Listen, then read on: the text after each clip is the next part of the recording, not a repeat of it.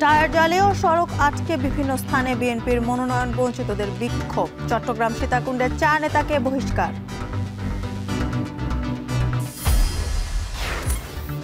শরিকদের নিয়ে শিগগিরই চূড়ান্ত প্রার্থী তালিকা দেবে জামায়াত, বললেন আমির। ফেব্রুয়ারিতে সরকারের কাছে জাতীয় নির্বাচন দাবি। ঢাকার বিশদ অঞ্চল পরিকল্পনায় ভবনের উচ্চতা বৃদ্ধিতে ব্যবসায়ীদের স্বস্তি, ক্ষুব্ধ পরিকল্পনাবিদরা। বাস্তবতা মেনেই সিদ্ধান্ত, বলছে রাজু। বিজিবির নিয়মিত অভিযানের পরেও চোরাচালান কমছে না ব্রাহ্মণবাড়িয়ার সীমান্তে। বহনে ব্যবহার হচ্ছে স্থানীয়রা, কঠোর নজরদারির তাগিদ। এবং নিউ ইয়র্কের প্রথম মুসলিম মেয়র হবার হাতছানি মামদানির সামনে। কয়েক ঘন্টা পরেই ভোট, 20% এশীয় গড়ে দিতে পারে ফল।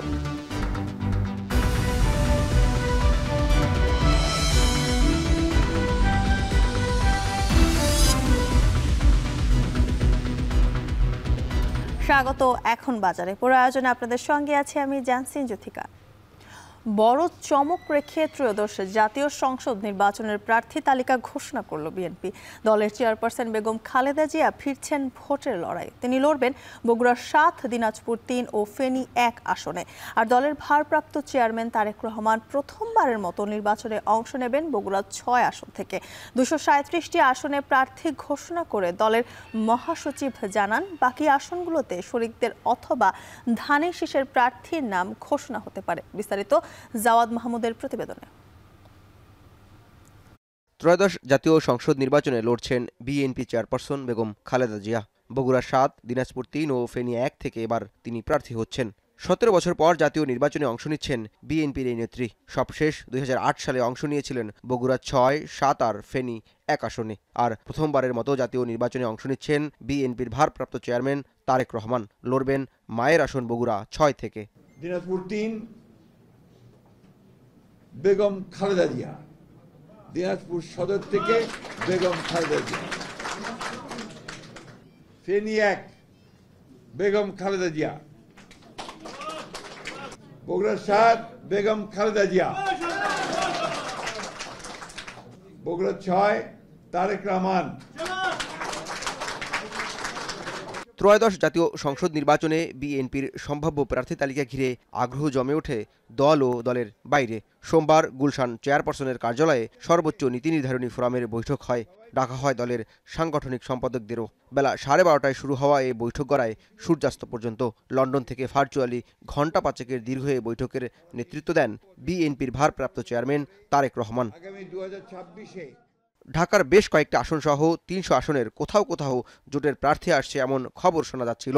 অবশেষে ঢাকা 20 আসনের 6টিতেই ফাঁকা রেখে প্রার্থী দিল বিএনপি। ঢাকা 6 আসনে লড়ছেন ইশরাক হোসেন, ঢাকা 8 আসনে মির্জা আব্বাস ও ঢাকা 2 আসনে আমানুল্লাহ আমান এবং ঢাকা 3-এ লড়ছেন বিএনপির স্থায়ী কমিটির সদস্য গয়েশ্বর চন্দ্র রায়।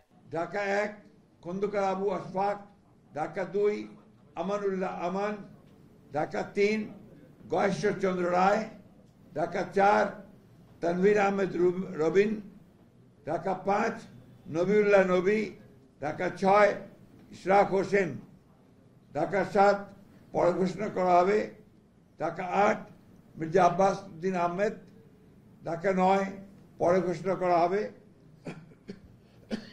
ঢাকা 10 পরে ঘোষণা করা হবে, ঢাকা 11 এম এ কাইয়ুম, ঢাকা 12 সাইফুল আলম নীরব, ঢাকা 13 পরে ঘোষণা করা হবে, ঢাকা 14 সঞ্জিদা ইসলাম তুলি, ঢাকা 15 শফিকুল ইসলাম খান, ঢাকা 16 আমিনুল হক, ঢাকা 17 পরে ঘোষণা করা হবে, ঢাকা 18 পরে ঘোষণা করা হবে, ঢাকা 19 ডক্টর দেওয়ান মোহাম্মদ সালাউদ্দিন, ঢাকা 20 পরে ঘোষণা করা হবে।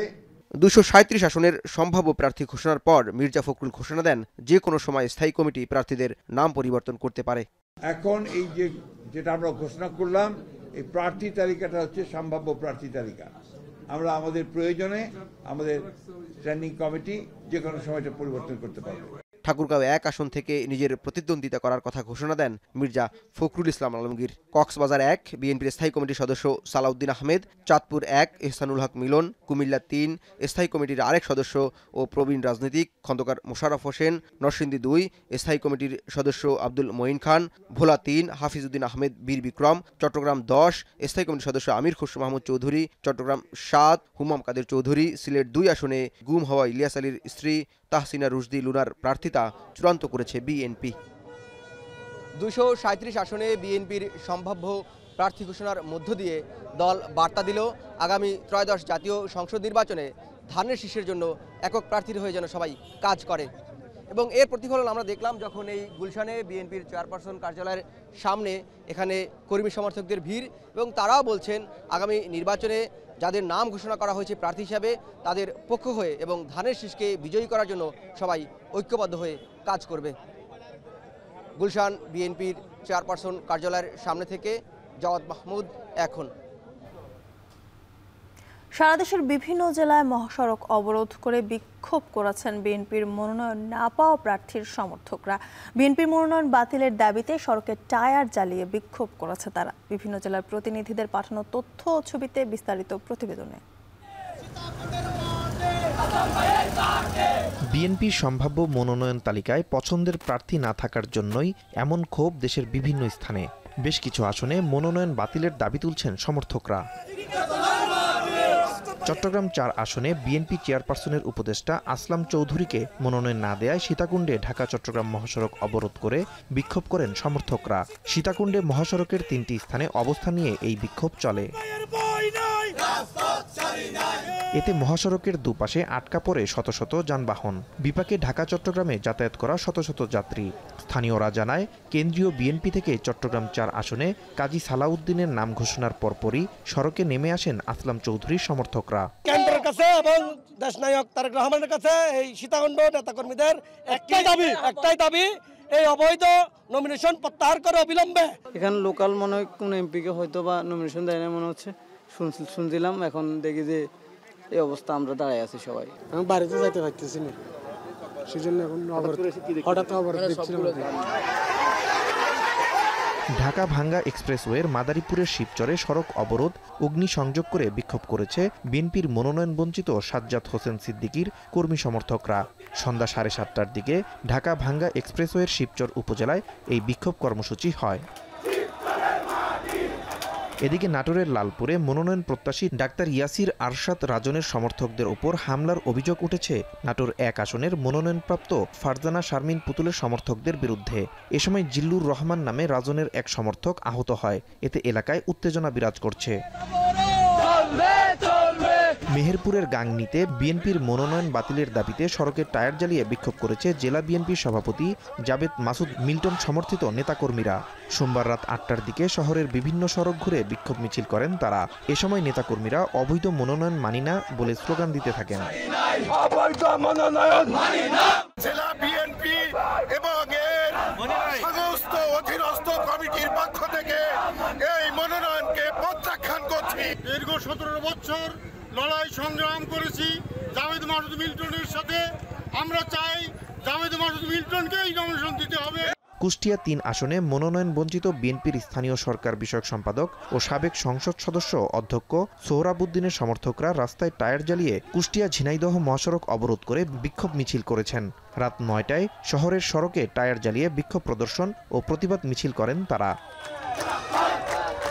নাজমুস সাকিব সামি এখন। এদিকে বিএনপির দলীয় মনোনয়ন ঘোষণার পর জনস্বার্থ বিরোধী কর্মকাণ্ডে লিপ্ত হওয়ায় 4 নেতাকর্মীকে দলের প্রাথমিক সদস্য সহ সব পর্যায়ে পদ থেকে বহিষ্কার করেছে কেন্দ্রীয় বিএনপি। মধ্যরাতে বিএনপির সিনিয়র যুগ্ম মহাসচিব অ্যাডভোকেট রুহুল কবির রিজভী স্বাক্ষরিত এক বিজ্ঞপ্তিতে তথ্য জানানো হয়। এতে বলা হয়, সোমবার সন্ধ্যার পরে দলীয় মনোনয়নকে কেন্দ্র করে চট্টগ্রাম উত্তর জেলার সীতাকুণ্ডে ঢাকা চট্টগ্রাম মহাসড়কের কদম রসুল ভাটিয়ারি বাজার জলিল গেট এলাকায় সহিংসতা, হানাহানি ও রাস্তা অবরোধের ঘটনা ঘটে। জনস্বার্থ বিরোধী এসব কর্মকাণ্ডের কারণে আসলাম চৌধুরীর অনুসারী হিসেবে পরিচিত সীতাকুণ্ড উপজেলা স্বেচ্ছাসেবক দলের সভাপতি আলাউদ্দিন মনি সাধারণ সম্পাদক হেলাউল উদ্দিন বাবর, সীতাকুণ্ড পৌরসভার আহ্বায়ক মামুন, যুবদলের সোনাইছড়ির সাধারণ সম্পাদক মমিন উদ্দিন মিন্টুকে দলের প্রাথমিক সদস্য সহ সব পর্যায়ের পদ থেকে বহিষ্কার করা হয়েছে।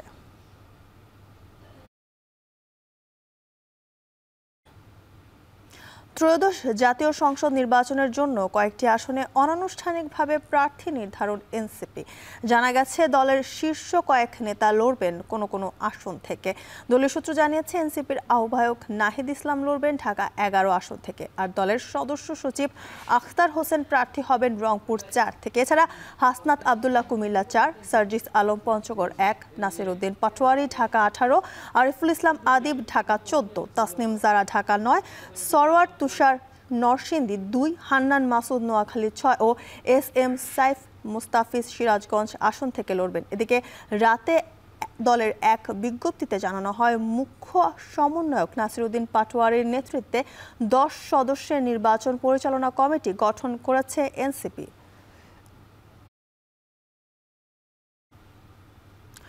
অন্তর্বর্তী সরকার তার প্রতিশ্রুতি অনুযায়ী আগামী ফেব্রুয়ারিতে ত্রয়োদশ জাতীয় সংসদ নির্বাচন আয়োজন করবে বলে আশা করেছেন জামায়াতে ইসলামী আমির ডক্টর শফিকুর রহমান।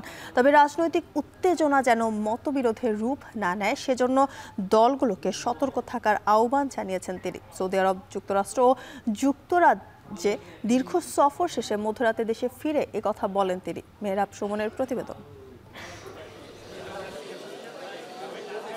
16 দিনের বিদেশ সফর শেষে মঙ্গলবার ভোরে দেশে ফেরেন জামাত ইসলামের আমির ডাক্তার শফিকুর রহমান। দলের আমিরকে স্বাগত জানাতে মধ্যরাতে শাহজালাল আন্তর্জাতিক বিমানবন্দরে জড়ো হন নেতাকর্মীরা।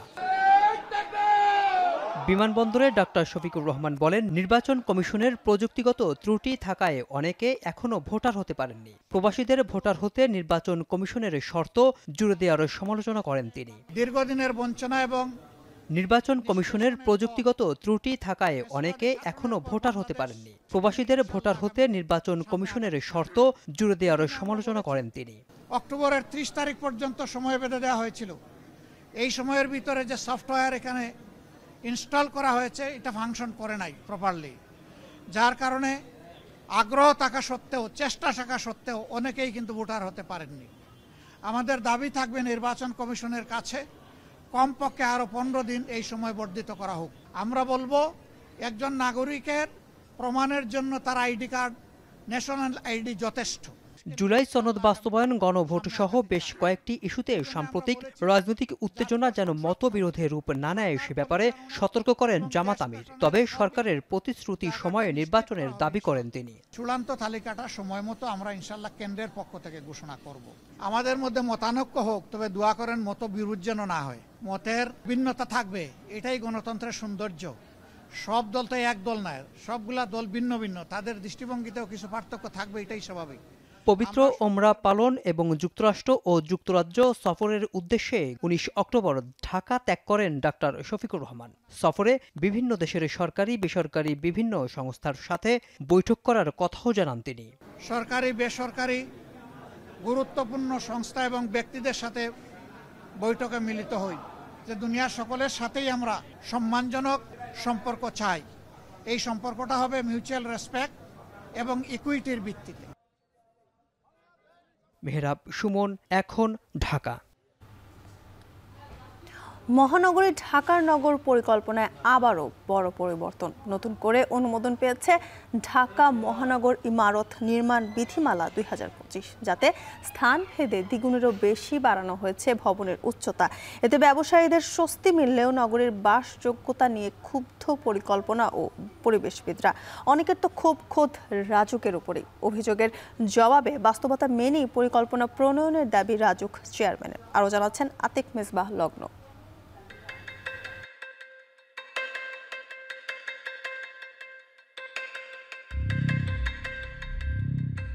কংক্রিটের ভবন তোলার দৌড়ে হাঁসফাঁস করছে ঢাকা। ভবনের ছায়ায় হারিয়ে যাচ্ছে আলো বাতাস, এক টুকরো খোলা আকাশের জীবন। নিচে যানজট, উপরে কংক্রিটের প্রতিযোগিতা।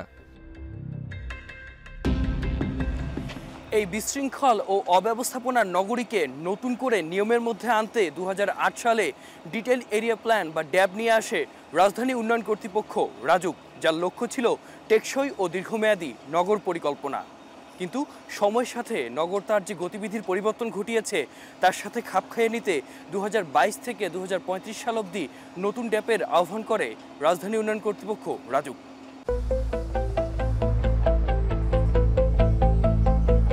গেল 19 অক্টোবর ঢাকা মহানগর ইমারত নির্মাণ বিধিমালা 2025-এর নীতিগত অনুমোদন দেয় ড্যাপ রিভিউ সংক্রান্ত উপদেষ্টা কমিটি। এখানে সবুজ খোলা জায়গা নির্ধারণে গুরুত্বপূর্ণ ভূমিকা রাখছে ফ্লোর এরিয়া রেশিও বা ভার।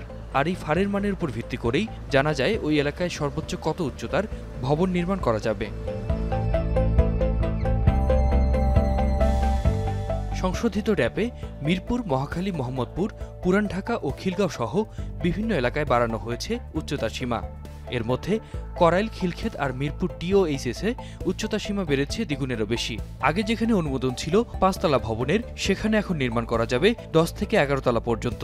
তবে গুলশান, বনানী ও ধানমন্ডি আবাসিক এলাকায় কিছুটা কমেছে ভারের মান। এরপরও খুশি নন আবাসন ব্যবসায়ীরা। তাদের দাবি, নগরীর বৃহত্তর জনগোষ্ঠীর আবাসন চাহিদা মেটাতে আরও উঁচু ভবনের প্রত্যাশা তাদের।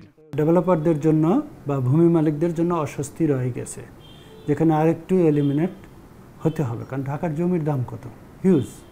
তা আপনি যদি ফ্ল্যাট বানায় যদি বিক্রি করে যদি সেই ল্যান্ডের ভ্যালু না পান, তাহলে তো আপনি ডেভেলপ করতে চাবেন না। ভূমিকম্প, আগুন ঝুঁকিতে থাকা এই বিপদের নগরীতে সংশোধিত ড্যাপ নিয়ে ক্ষোভ জানিয়েছেন নগর পরিকল্পনাবিদরা।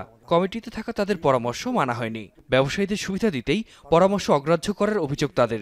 এমনকি ঢাকার আশেপাশে কৃষি জমিকে নালা দেখিয়ে ভবন তোলার বৈধতা দেওয়ার অভিযোগ তাদের। আমি মনে করি এখানে বিশাল একটা অন্যায় কার্যক্রম হয়েছে সকলের চোখের ফাঁকিতে। একটা বিতর্ক বাজারে রাখা হয়েছিল, উঁচু ভবন, নিচু ভবন। মনে রাখা দরকার, ছোট ছোট রাস্তায় উঁচু ভবনগুলো অবৈধ। কিন্তু ওই বিতর্কের মধ্যে দিয়ে এই যে অসংখ্য বন্যাপ্রবণ অঞ্চল এবং কৃষি জমি অনুমোদন দেওয়া হয়েছে বিশেষ বিবেচনায়, এগুলোর প্রত্যেকটা গর্হিত অপরাধ। এই যে ড্যাপকে সংশোধনের নাম দিয়ে যে উপদেষ্টা পরিষদে যে জিনিসটাকে নীতিগতভাবে অনুমোদন করার চেষ্টা করা হলো, সেটা হচ্ছে যে পুরোটাই আবাসন ব্যবসায়ীদের চাপে।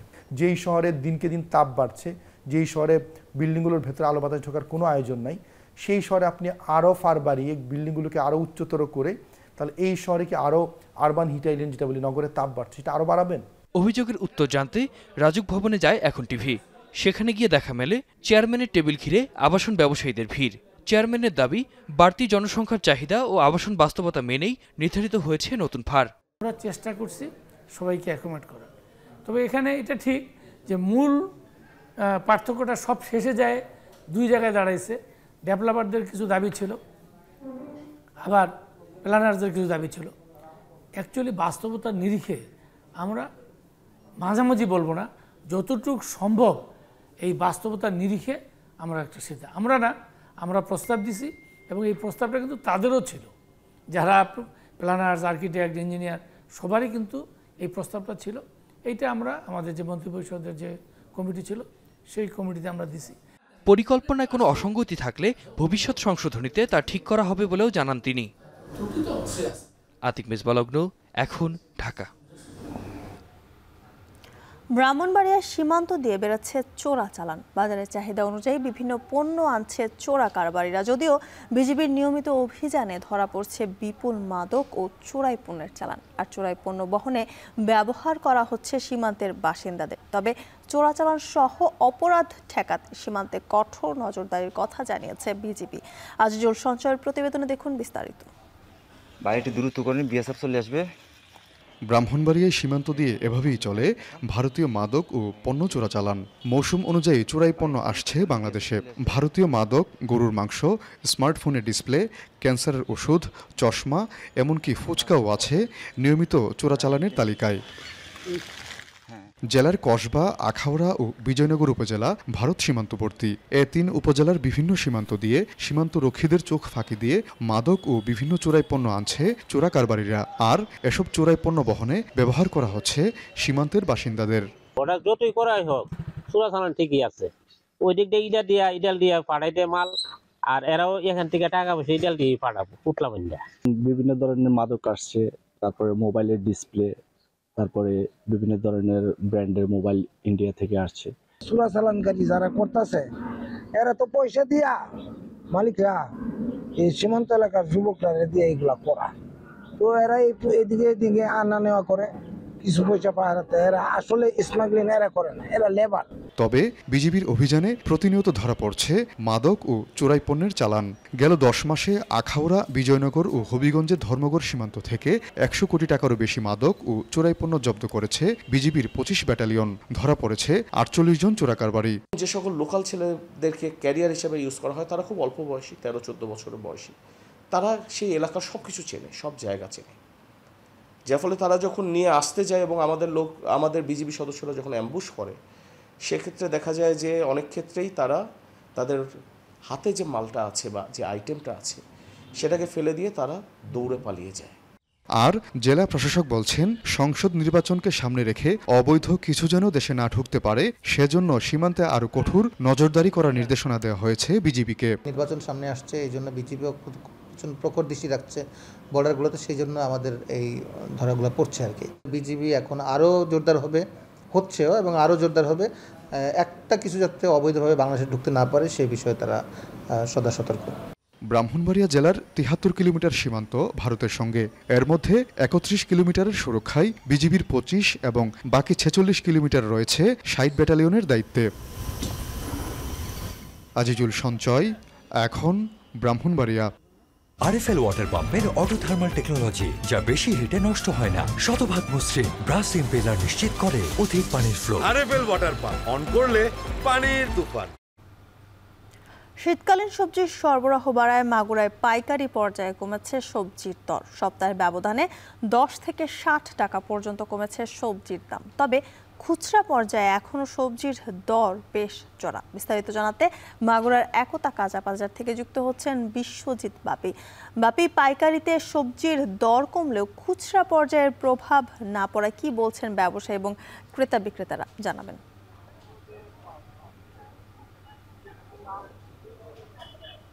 জ্যোতিকা, ভোর থেকেই যে সবজি উৎপাদনকারী চাষিরা তারা কিন্তু তাদের উৎপাদিত সবজি নিয়ে এই বাজারটিতে আসে এবং এই বাজারটি থেকে যে খুচরা ব্যবসায়ীরা তারা কিন্তু এখান থেকে কিনে নিয়ে জেলার 4টি উপজেলা সহ পার্শ্ববর্তী বিভিন্ন উপজেলায় কিন্তু তারা বিক্রি করে। তা এই বাজারটিতে আমরা যেটিতে এসেছি, এটি মাগুরা একতা কাঁচা বাজার। এখানে পাইকারি এবং খুচরা দুইটিরই এটি বাজার।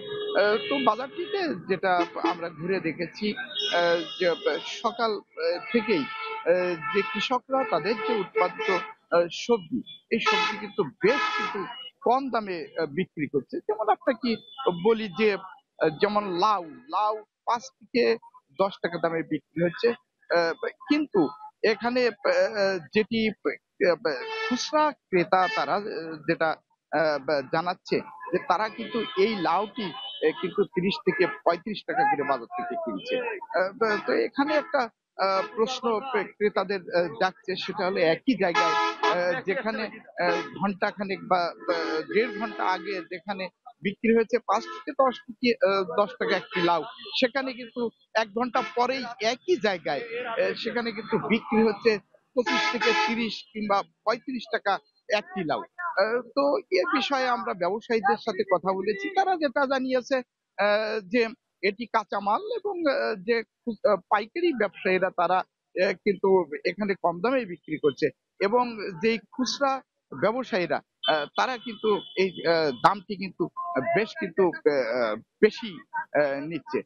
তো সবকিছু প্রত্যেকটা সবজিরই কিন্তু একই অবস্থা, যেখানে 2 থেকে পাইকারি বিক্রেতারা তারা যে দামে বিক্রি করছে তার থেকে খুচরা ব্যবসায়ীরা কিন্তু 2 থেকে 3 গুণ কিন্তু বেশি দামে বিক্রি করছে। এতে ক্রেতা পর্যায়ে কিন্তু বেশ একটু ক্ষোভ রয়েছে যে এখন শীতকালীন সবজি পর্যাপ্ত পরিমাণ বাজারে এসেছে এবং যেখানে দামটাও চাষিরা একদম দামটা কিন্তু কম পাচ্ছে, সেখানে কিন্তু মধ্যস্বত্ব যে ব্যবসায়ীরা তারা কিন্তু এই দামটা কিন্তু বেশ মাঝখানে কিন্তু তারা কিন্তু হাঁকিয়ে নিচ্ছে। এছাড়া প্রত্যেকটা শাক সবজি সবকিছুরই কিন্তু একই বিষয়, যেখানে পাইকারি বিক্রি হচ্ছে 20 থেকে 25 টাকা, সেখানে কিন্তু খুচরা বিক্রি হচ্ছে 35 থেকে 40 টাকা। তো এই ছিল যে মাগুরা যে কাঁচা বাজার, পাইকারি এবং খুচরা বাজার থেকে সবজির সর্বশেষ জ্যোতিকা। মাগুরায় কমেছে সবজির দর, সে খবর জানাছিলেন বিশ্বজিৎ বাপি। স্টারলিংক, অগ্নি সিস্টেম ও ব্র্যাক সহ দেশি বিদেশি একাধিক প্রতিষ্ঠানে বিনিয়োগ করছে রাজশাহী হাইটেক পার্কে। তাতে পার্ক ঘিরে বাড়ছে সম্ভাবনা। তবে 5 আগস্টের ক্ষতি পুষিয়ে নিতে অবকাঠামোর মেরামত ও সরকারি সহযোগিতা চান ব্যবসায়ীরা। উদ্যোক্তা বান্ধব ও পরিবেশ ও বিশ্ববিদ্যালয়গুলোর সাথে পার্কের সম্পর্ক তৈরির দাবি বিশেষজ্ঞদের। লোকসানে চলতে থাকা পার্কটি দ্রুতই লাভবান হবে বলে প্রত্যাশা ঊর্ধ্বতন কর্মকর্তাদের। সজীব আহমেদের ক্যামেরায় রকিবুল হাসানের প্রতিবেদন। 31 একরের রাজশাহী হাইটেক পার্ক যাত্রা শুরুর পর 2024-এর 5 আগস্টের পর থেকে চলে স্থবিরতায়। তবে সম্প্রতি তা কাটিয়ে বিনিয়োগে নতুন গতি পেয়েছে পার্কটি। হাইটেক পার্ক জুড়ে 8টি বাণিজ্যিক প্লটের সবকটি ছিল ফাঁকা। গেল মাস থেকে একে একে বিনিয়োগ এসেছে সেখানে।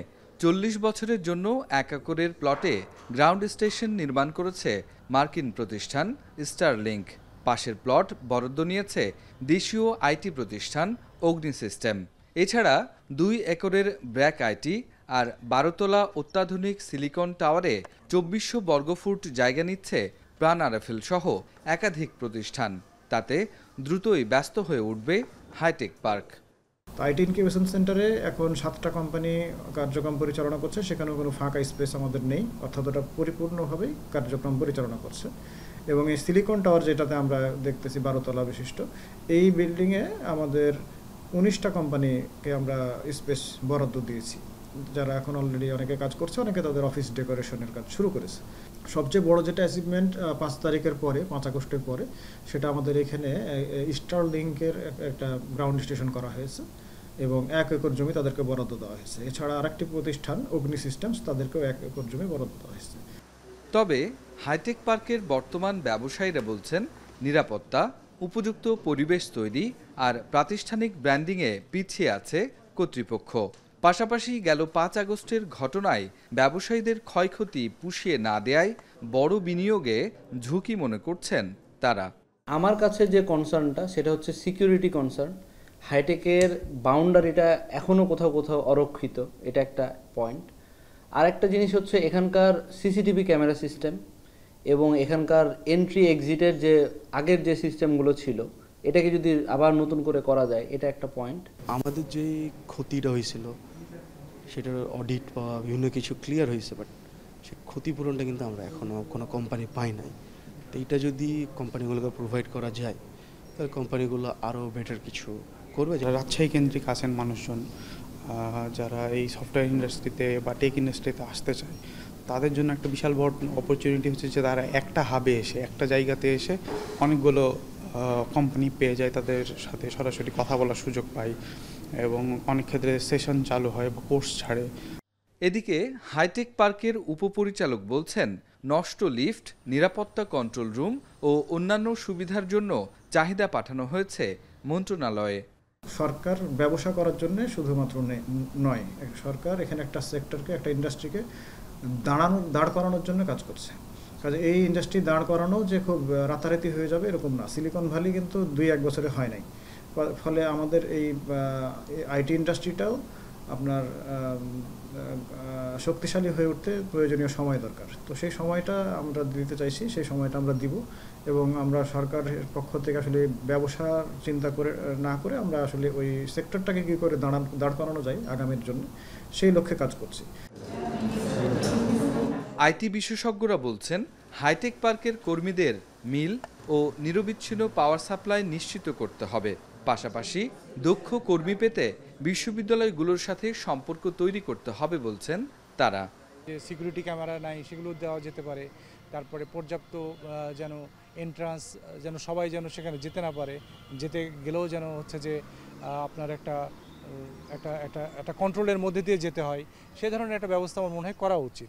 আনইন্টারাপ্টেড পাওয়ার সাপ্লাই সেটা আমার মনে হয় এখনও এনশিওর করা হয়। হাইটেক পার্কের মধ্যে যে যতগুলো ফার্ম আছে এবং অন্যান্য যে ফার্ম বাইরের আছে তারা যদি এই জায়গাটা তৈরি করতে পারে তা এবং আমরা চাই তারা আমাদেরকে ইনভাইট করুক একটু যে না তোমরা এখানে তোমাদের ছাত্রদেরকে ইন্টার্নশিপ করাতে পারো, তাহলে কি হলো তাদের সাথে কিন্তু আগের থেকেই আমাদের স্টুডেন্টদের একটা যোগাযোগ হয়ে গেল। রাজশাহী হাইটেক পার্কে বর্তমানে ভাড়া ও সার্ভিস চার্জ বাবদ আয় হয় প্রায় 2 লাখ টাকা, ব্যয় প্রায় 8 লাখ, আর প্রতি মাসে হাইটেক পার্কের ভর্তুকি 6 লাখ। নভেম্বরের পর থেকে এর অনেকটা কাটিয়ে উঠবে বলছে প্রতিষ্ঠানটি। রাকিবুল হাসান, এখন রাজশাহী। ঢাকা বরিশাল মহাসড়কের উজিরপুরে বামরাইল খালের ওপর থাকা সেতুর বিভিন্ন স্থানে বড় বড় ফাটল দেখা দিয়েছে, যার ওপর দিয়ে মারাত্মক ঝুঁকি নিয়ে চলছে যাত্রী ও পণ্যবাহী যানবাহন। ফলে কোনো সময় দুর্ঘটনার আশঙ্কা করছেন স্থানীয়রা। এছাড়া বরিশাল বিভাগে চলাচলের জন্য একমাত্র পথ ক্ষতিগ্রস্ত হলে ব্যবসা বাণিজ্যে প্রভাব পড়বে বলছেন ব্যবসায়ী নেতারা। তবে প্রাথমিকভাবে বালুর বস্তা দিয়ে সংস্কারের কাজ করা হচ্ছে বলছেন সড়ক ও জনপথ বিভাগ। আমিনুল ইসলামের তোলা ছবিতে ফেরদৌস সোহাগের প্রতিবেদন। বরিশালের উজিরপুর উপজেলায় বামরাইল খালের উপর নির্মিত সেতু এটি রাজধানী ঢাকার সঙ্গে বরিশাল বিভাগের 6 জেলায় সড়ক পথে যাতায়াতের একটি মাত্র পথ। সে পথেই রয়েছে এই সেতু, অথচ সেই সেতুর নিচে একাধিক জায়গায় তৈরি হয়েছে বড় বড় ফাটল। সড়ক ও জনপথ বিভাগ সেতুটিকে ঝুঁকিপূর্ণ ঘোষণা করে 5 টনের বেশি ভারী যানবাহন চলাচলে নিষেধাজ্ঞা জারি করে। তবে কোনো নিয়মের তোয়াক্কা না করেই মারাত্মক ঝুঁকি নিয়ে প্রতিনিয়ত চলছে যানবাহন। ফলে যে কোনো সময় দুর্ঘটনার আশঙ্কা করছেন স্থানীয়রা। লিমিট হচ্ছে গিয়ে আপনার 5 টন, কিন্তু সেখানে যানবাহন চলে 25 টন, তারপর 30 টন। গাড়ি যখন ব্রিজের উপরে ওঠে এটা দোলে অনেক সময় আমরা হাঁটাচলা করলে এটা অনুভব করতে পারি। এই ব্রিজটা ঝুঁকিপূর্ণ, যে কোনো টাইমে একটা অকারণ ঘটতে পারে। ব্যবসায়ীরা বলছেন সেতুটি ধসে পড়লে রাজধানী সহ সারা দেশের সাথে বরিশাল বিভাগের সড়ক যোগাযোগ বন্ধ হয়ে যাবে। তাই দ্রুত সময়ের মধ্যে সেতু মেরামতের দাবি জানিয়েছেন তারা। ব্যবসায়ীদের যত মালামাল, পায়রা বন্দরের মালামাল, সমস্ত মালামাল এই হাইওয়ে দিয়ে আসে। কাজেই এইটা যদি বন্ধ হয়ে যায় তাহলে টোটাল বরিশাল কলাপস, বরিশাল বিভাগ কলাপস হবে। সড়ক ও জনপথ বিভাগ বলছে বামরাইল সেতুর নিচে ইতিমধ্যে বালুর বস্তা দেওয়া হয়েছে। এছাড়া সেতুর পাশে একটি বেইলি ব্রিজ নির্মাণের বিষয়ে ঊর্ধ্বতন কর্তৃপক্ষকে জানানো হয়েছে। 25 টন 30 টন ট্রাক ওইখান দিয়ে চলাফেরা করে এবং এই যাতায়াতের কারণে আমরা আশঙ্কা করতেছি যে এই ক্র্যাকটা ডেভেলপ করেছে এই ব্রিজে। এখানে যান চলাচলটা যেন বিঘ্ন না হয় এবং বড় ধরনের কোনো দুর্ঘটনা না ঘটে, সেই কারণে আমরা হয়তো খুব শীঘ্রই এখানে কোনো বেইলি সেতু স্থানান্তর করব এবং কোনো বড় ধরনের স্ট্রাকচার আমরা এখানে ঊর্ধ্বতন কর্তৃপক্ষের নির্দেশনা মোতাবেক স্ট্রাকচার নির্মাণের জন্য ব্যবস্থা গ্রহণ করব।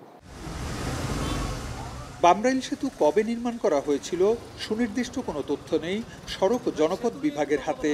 তবে স্থানীয়দের ভাষ্যমতে পাকিস্তান আমলে নির্মিত এই সেতুর বয়স 65 থেকে 70 বছরের বেশি, যার দৈর্ঘ্য 25 মিটার। এখানে নতুন করে একটি সেতু নির্মাণ করা হলে পরবর্তী 100 বছর বা তার অধিক সময়ের বিষয়টি মাথায় এনে কাজ করতে হবে। এই সেতুটির প্রস্থ মাত্র 7 মিটার। এখানে দুটো গাড়ি পাশাপাশি চলতে পারে, কিন্তু 6 লেন বা 4 লেন হলে সেতুটির প্রস্থ বাড়াতে হবে। সেক্ষেত্রে এর নির্মাণ ব্যয়ও বাড়বে। বর্তমান বাজার দর অনুসারে যাতে খরচ হতে পারে কমপক্ষে 30 থেকে 35 কোটি টাকা। ফেরদৌস সোহাগ, এখন বামরাইল, বরিশাল। আর কয়েক ঘন্টা পরই জানা যাবে কে হচ্ছেন নিউ ইয়র্ক সিটির নতুন মেয়র। সকাল 6টা থেকে রাত 9টা পর্যন্ত ভোট গ্রহণ চলবে। এরপরই ফলাফল ঘোষণা হবে। শহরে প্রায় 5.1 মিলিয়ন নিবন্ধিত ভোটারের মধ্যে ইতোমধ্যে প্রায় 7,35,000 নিউ ইয়র্কার আগাম ভোট দিয়েছেন।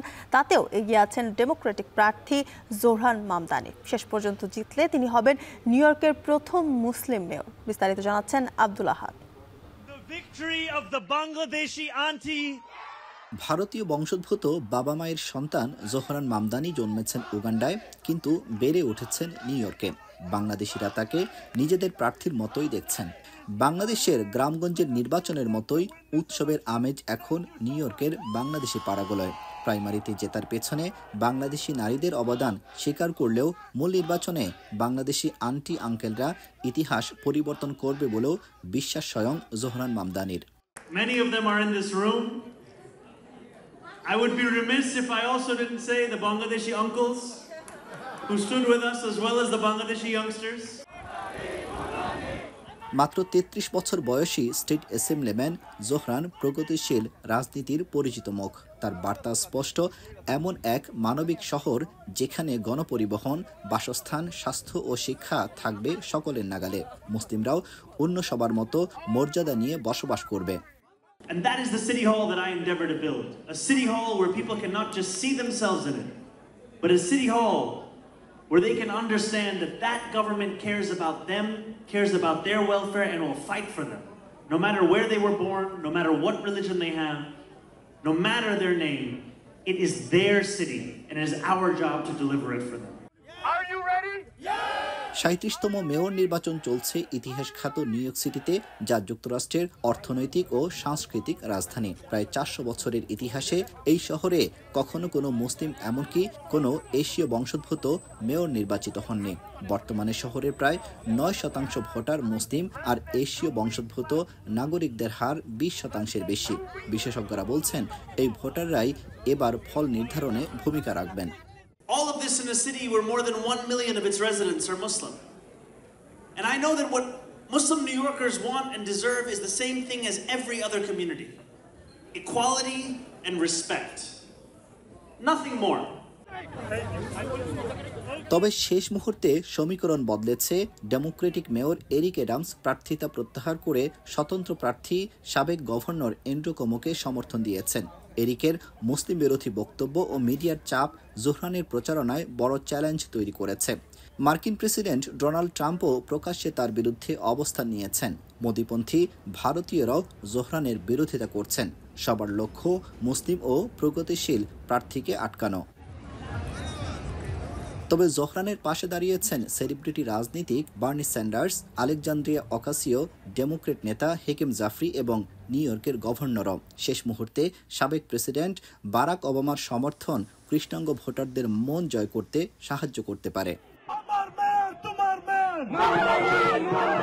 নিউ ইয়র্কের এই নির্বাচনে প্রতিদ্বন্দ্বিতা কেবল রাজনৈতিক নয়, এটি সংস্কৃতি, ধর্ম ও প্রজন্মের প্রতিনিধিত্বের এক পরীক্ষা। এখন দেখার বিষয়, ইতিহাসের পাতায় সত্যি কি মুসলিম মেয়র হিসেবে জায়গা করে নেন জোহরান মামদানি। আব্দুল আহাদ, এখন নিউ ইয়র্ক, যুক্তরাষ্ট্র। ডেমোক্র্যাট প্রার্থী জোহরান মামদানি মেয়র নির্বাচিত হলে নিউ ইয়র্ক সিটিতে সরকারি অনুদান বরাদ্দে আগ্রহ হারাবেন ট্রাম্প। সিবিএস নেটওয়ার্কের 60 মিনিট অনুষ্ঠানে মন্তব্য করেছেন মার্কিন প্রেসিডেন্ট। এ সময় তিনি জোহরান মামদানিকে কমিউনিস্ট আখ্যা দেন। ডেমোক্র্যাট এই প্রার্থীর অর্থদাতাদের সতর্ক করে বলেন, মামদানিকে সহায়তা করা মানে অর্থের অপচয়। মেয়র নির্বাচনে যেসব জায়গায় ডেমোক্র্যাট প্রার্থীরা এগিয়ে আছেন শুরু থেকেই, সেখানে সরকারি বরাদ্দ কমানোর চেষ্টা করছে ট্রাম্প প্রশাসন। এদিকে অনুদান আটকে দেওয়ার ভয় দেখিয়ে ট্রাম্পের মেয়র নির্বাচনে প্রভাব খাটানোর এই অপচেষ্টাকে রুখে দেওয়ার অঙ্গীকার করেছেন নিউ ইয়র্ক সিটির মেয়র প্রার্থী মামদানি। ট্রাম্পের বক্তব্যের প্রতিক্রিয়ায় আরও বলেছেন, যারা হুমকি দেয় তাদের বিরুদ্ধে রুখে দাঁড়াতে হবে, নিজেরা উৎপীড়ক হওয়া যাবে না। মামদানি দাবি করেন, তিনি যেখানে ট্রাম্পের সমর্থক বা ভোটারদের কাছে যাওয়ার চেষ্টা করছেন, সেখানে তার প্রতিদ্বন্দ্বিতার নজর মার্কিন প্রেসিডেন্টের অর্থদাতাদের দিকে।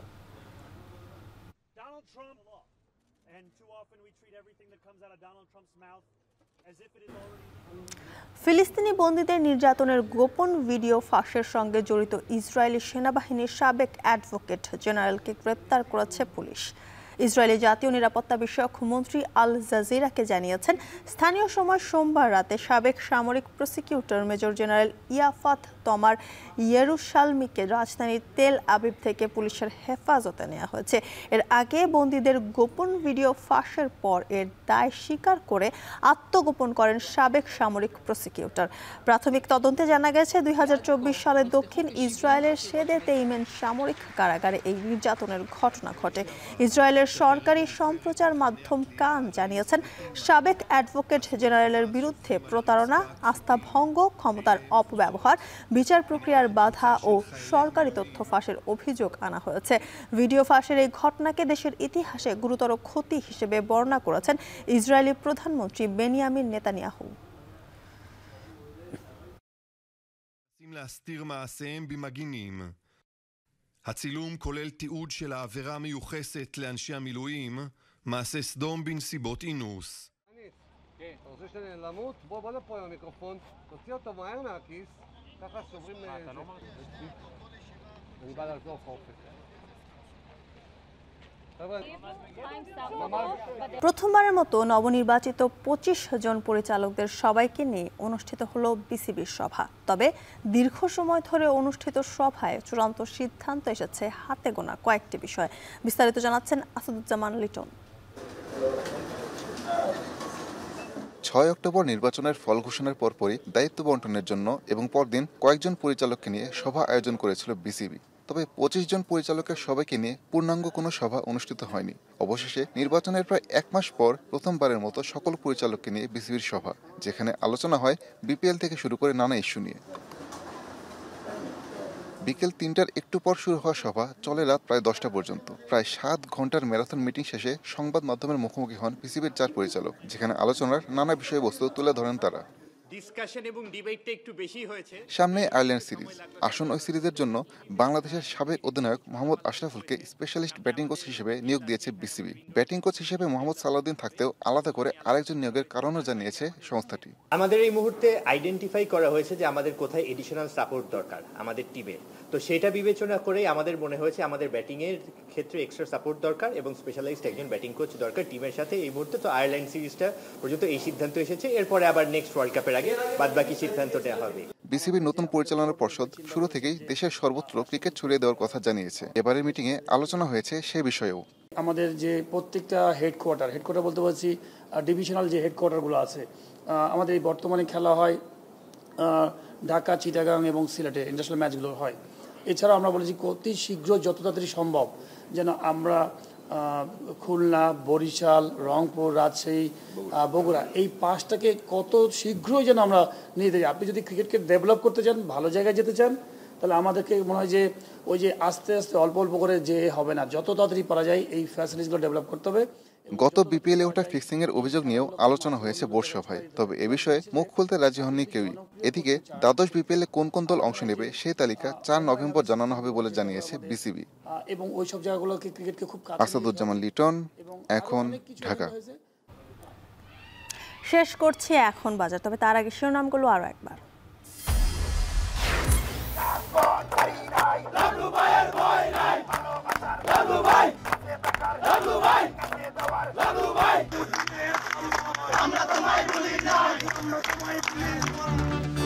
টায়ার জ্বালিয়ে ও সড়ক আটকে বিভিন্ন স্থানে বিএনপির মনোনয়ন বঞ্চিতদের বিক্ষোভ। চট্টগ্রামের সীতাকুণ্ডে 4 নেতাকে বহিষ্কার।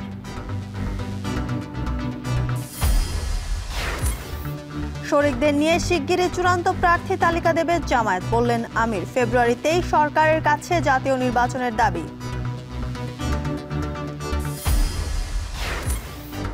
ঢাকার বিশদ অঞ্চল পরিকল্পনায় ভবনের উচ্চতা বৃদ্ধিতে ব্যবসায়ীদের স্বস্তি, ক্ষুব্ধ পরিকল্পনাবিদরা। বাস্তবতা মেনেই সিদ্ধান্ত, বলছে রাজু। বিজিবির নিয়মিত অভিযানের পরেও চোরাচালান কমছে না ব্রাহ্মণবাড়িয়ার সীমান্তে। বহনে ব্যবহার হচ্ছে স্থানীয়রা, কঠোর নজরদারির তাগিদ।